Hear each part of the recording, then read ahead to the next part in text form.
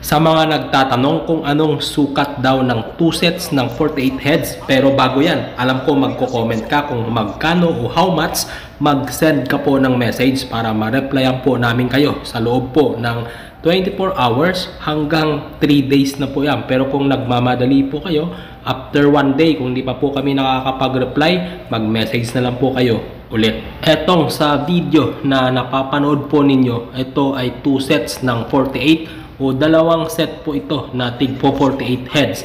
Ang isang set ng 48 heads ay nagkakasukat po ng 6 feet hanggang 7 feet ang haba, 4.5 feet ang lapad, 6 feet naman ang taas. Kaya kung magpapagawa po kayo ng housing ng 2 sets ng 48 heads, mas maganda na mas maluwag. Kaya ang sukat ng housing na inyong ipapagawa, 10 feet po ang haba o yung length.